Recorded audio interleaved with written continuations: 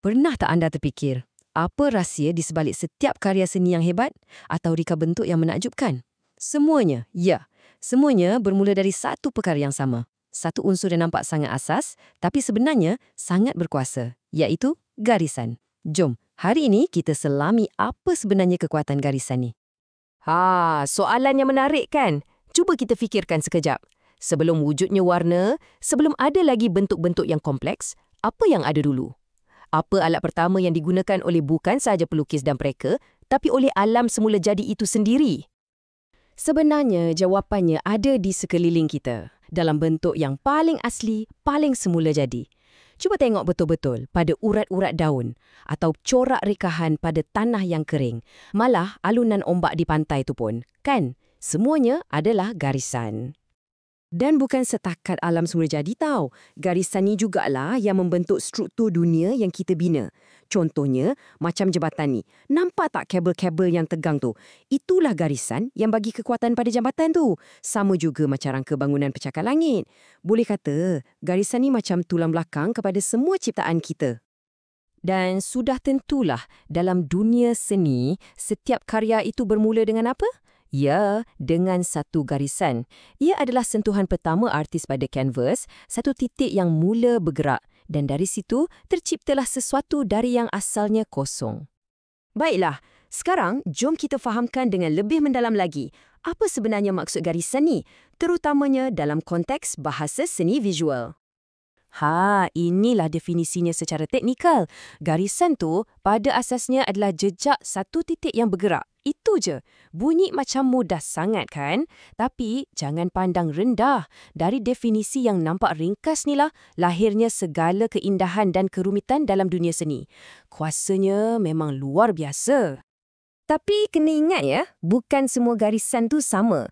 Setiap satu jenis garisan ni ada personality dia sendiri, ada identiti dia. Dan setiap satu tu boleh bangkitkan perasaan dan makna yang berbeza-beza.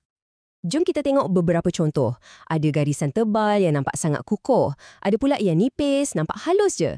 Lepas tu ada garisan beralun yang rasa macam lembut, mengikut aliran. Berbanding dengan garisan bersudut yang boleh bagi rasa tegang atau rasa macam bertenaga.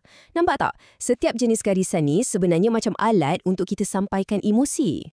Selain jenis, arah garisan tu pun penting tau. Contohnya garisan tegak. Cuba bayangkan pokok yang tumbuh tinggi ke langit. Ia bagi kita rasa apa? Rasa stabil, rasa tegas kan? Sebaliknya, garisan melintang pula, macam garisan ufuk laut yang lurus tu, ia bagi kita rasa tenang, rasa damai.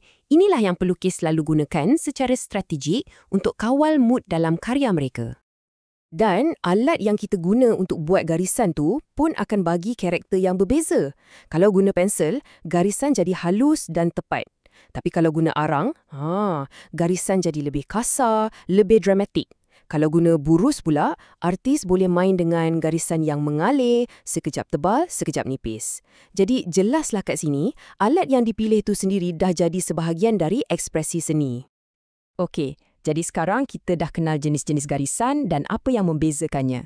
Sekarang, jom kita tengok pula macam mana para artis gunakan garisan yang nampak mudah ni untuk hasilkan sesuatu yang lebih kompleks. Sebenarnya, dalam seni, garisan ni ada 5 fungsi utama. Ia boleh mencipta rupa, jalinan, bentuk, ruang dan juga tone. Nak senang faham, bayangkan macam ni. Kalau satu karya seni tu sebuah bangunan, garisan inilah batu bata dan kerangka yang pegang segalanya. Kita mulakan dengan yang paling asas, mencipta rupa. Bila anda lukis satu bulatan atau segi empat, apa yang anda buat sebenarnya? Anda guna garisan untuk kurung satu kawasan kan? Garisan itulah yang bagi sempadan dan identiti pada objek tu. Seterusnya, jalinan. Macam mana garisan boleh buat tekstur? Senang je. Bila artis ulang-ulang garisan, sama ada disilangkan ke, dibuat selari ke, ia boleh cipta satu ilusi tekstur. Garisan ni seolah-olah tipu mata kita untuk rasa permukaan tu. Contohnya macam rasa kasarnya kulit pokok atau gebunya bulu. Ini semua menambahkan lagi perincian pada karya. Okey, yang ni bahagian yang paling menarik. Garisan ni bukan setakat guna pensel atas kertas tau. Para artis, mereka sangat kreatif. Mereka dah jumpa macam-macam cara yang hebat untuk hasilkan garisan dalam karya seni. Tengoklah senarai ni, macam-macam ada. Garisan boleh dibuat guna teknik capan. Tepi objek yang dicap tu kan garisan. Dalam collage pula, garisan tu datang dari potongan kertas. Dalam seni batik, garisan tu datang dari lilin yang keluar dari canting. Malah, jahitan pada kain, anyaman rotan, itu semua adalah aplikasi garisan dalam seni. Hebat kan? Jadi, lepas kita dah faham semua ni, apa kata kita cuba gunakan ilmu baru ni? Cabarannya sekarang ialah untuk mula melihat dunia sekeliling kita dengan cara yang sedikit berbeza. Inilah cabaran saya untuk anda. Lain kali bila anda tengok mana-mana lukisan atau karya seni, jangan hanya pandang imej keseluruhan. Cuba perhatikan garisan-garisan yang ada dalam karya tu. Garisan tu tebal ke nipis, lurus ke melengkung, dan tanya diri sendiri macam mana semua garisan ni bekerjasama untuk hasilkan rupa, jalinan dan juga emosi dalam karya tersebut. Soalan terakhir untuk kita fikirkan bersama. Sekarang, bila anda dah faham betapa kuatnya kuasa garisan, adakah anda akan pandang sebuah lakaran biasa atau dunia di sekeliling anda dengan cara yang sama lagi? Bila anda dah sedar yang garisan ni ada di mana-mana, dari retak atas jalan sampailah ke susunan buku atas rak, pandangan anda terhadap dunia mungkin tak akan sama lagi. Dan kita akhiri dengan pesanan yang sangat mudah ni. Lihatlah sekeliling anda. Garisan memang ada di mana-mana. Ia bukan lagi sekadar satu bab dalam buku teks ini. Ia adalah rangka asas realiti yang kita nampak setiap hari. Jadi, teruskan memerhati dan anda pasti akan jumpa lebih banyak keindahan yang tersembunyi.